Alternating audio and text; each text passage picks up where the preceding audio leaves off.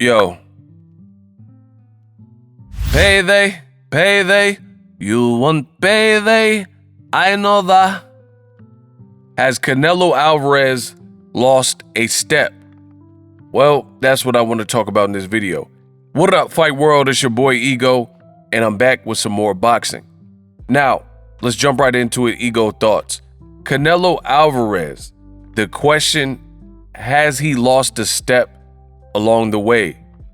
I want to talk about that in this particular video, so make sure you guys subscribe to the channel.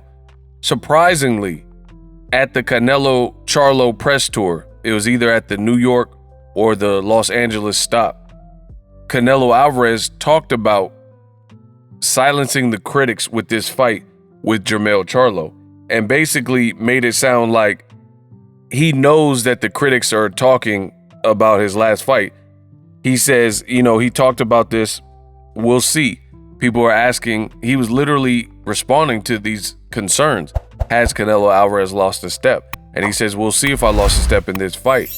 Now, the thing that's interesting is, I don't know Canelo personally, but he seems like a very, very prideful person.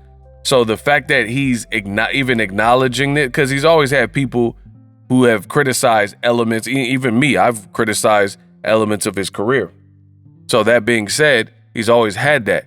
But now he's at a point in his career where he's having to respond to it. I found that to be interesting. He even said at the press conference that people are saying I didn't look too good in my last two fights. And, he did interviews saying things went wrong in those camps. So presumably, Gennady Golovkin, hey, no, guys, hey, Max, but guys, it's fine. Nothing. Right? In the Golovkin 3 fight and the John Ryder fight. But he said those issues, whatever they were, have been resolved. So you're going to see the old Canelo or a new and improved Canelo, whatever you want to call it. So I'm really looking forward to this fight on September 30th to see how it all plays out. Terrence Crawford says he wants the winner of this fight.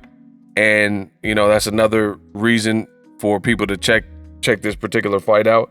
So yeah, all in all, I'm definitely looking forward to it. As far as my thoughts on Canelo Alvarez, has he lost a step?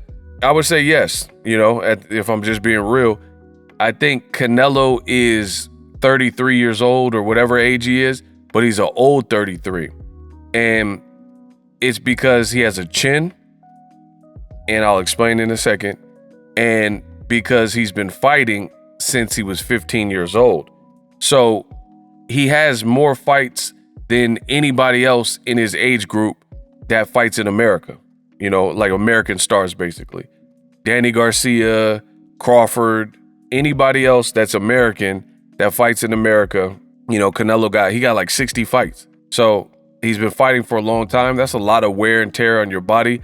And even if a lot of those fights early on were in Mexico club fights, he's been at least at an adequate level of better and better competition since, probably he came to America around 19, so in his early 20s. So he's at least had probably at least close to a decade of better and better competition, like, the Alfonso Gomez's, the Austin Trouts, then it got to the Mayweathers and Angulos and Edis Landilatas and Triple G's, Danny Jacobs. So he's just been a long time pro.